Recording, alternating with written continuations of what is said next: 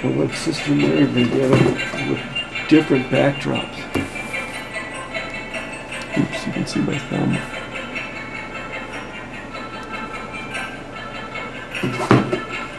This way, every one of your paintings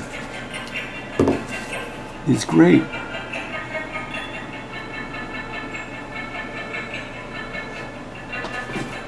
They came to, I like to call them, ooh, look at this one, good use.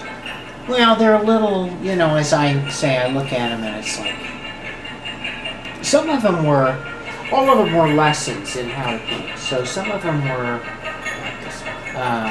yeah, I had those kind of go with the, you know, more astral. Ooh. And this one was an experiment with color. I used my color book that tells me what colors go together. And those are supposed to be French pastries. And of course, a cactus always is always very New Mexico. But the lesson there is we don't have cactuses that have flowers that look like that. We have cactuses, but the flowers don't look like that. Okay. Maybe not this one. Yeah, there's two of those, and they kind of go together. That was an experiment in doing multiple canvas in one painting. That's why there's two of those. This is on Broadway. They put the backdrop in front of the person and to make him look like falling. They just pull the backdrop away. Oh yeah. Cheap special effect. Okay, let's see what the bigger ones have to offer. Ooh. And that one turned out okay.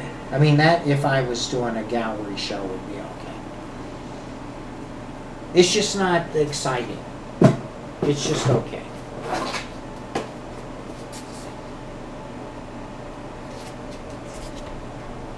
And this one, Michael McCormick told me what, because I said, Michael, there must be a formula to a New Mexico painting. And he said, yeah, this is the formula. It's a little Mexican guy in front of an adobe house with a donkey in it.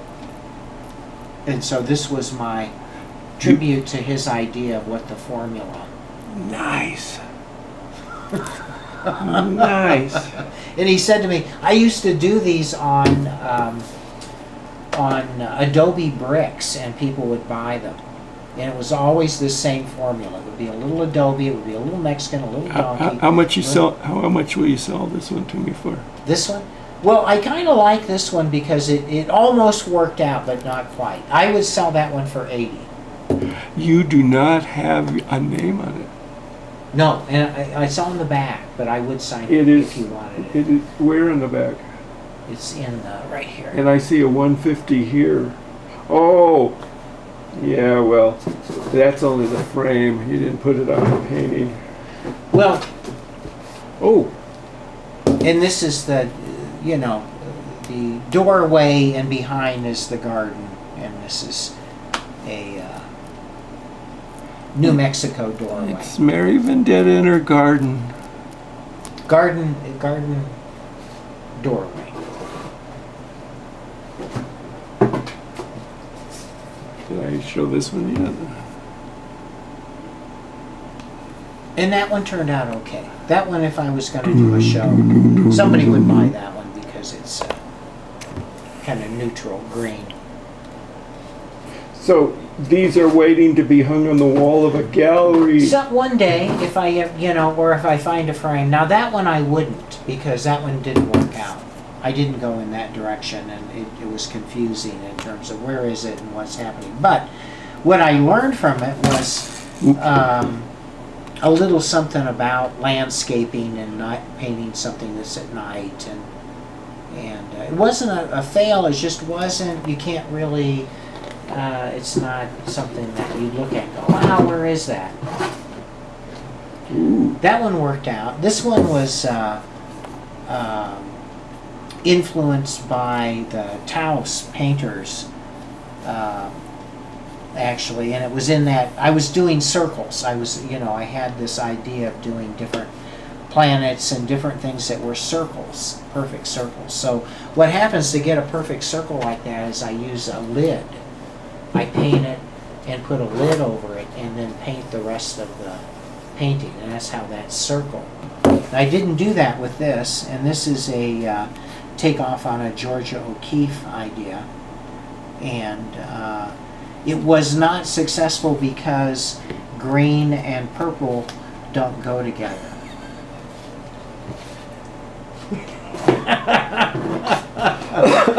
You can see that right away. This one, I thought, again, I was in this planetary, make some circles and shit. The mistake I made here was the background should not be black. You see the difference when it was blue and when it was black? So if I'm going to do this, I don't want to... Black is a color I want to avoid. But if I put it like this, it looks like Sister Mary Vendetta has a halo. And pretty cool with her because she is black and she pops out of this one. So it's a better backdrop. For some of these, I thought, if a kid's bedroom or something where you wanted some planetary thing. But again, all of these left me a little, I learned this is a Georgia O'Keeffe idea, and again, I decided I didn't want to do flowers. But this was fairly successful, mostly because I was copying the master, and it comes nowhere near what Georgia's look like. But she had some interesting composition ideas. Somebody would enjoy that as a gift, the flower one. And I've been giving away the flower ones because people generally do like a flower. I just don't want to paint flowers. And this is one of the very first ones I did. And trying to experiment with shadows but this is, in the beginning, what I would do is I'd find an art book that I liked and I would use the painting they had done as a study. And so I'm never happy with these because they're always copies of somebody else's idea.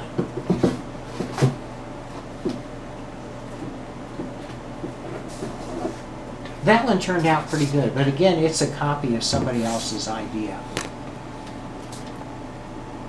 I got a book that is like 101 great New Mexico contemporary paintings, and it's 101 really great artists. And so I went through that book and I tried to do copies of those, which is a terrible thing, but that's how you learn. But you can't sell them. Then I could never, put those up as mine because the educated person would know what I did. You don't think all artists borrow and or steal? The great ones steal from everyone. This is what I'm hearing, But there's a difference like going to the gallery and making a copy of the Madonna, or saying, I'm going to do my own, and you find a model and you do your own.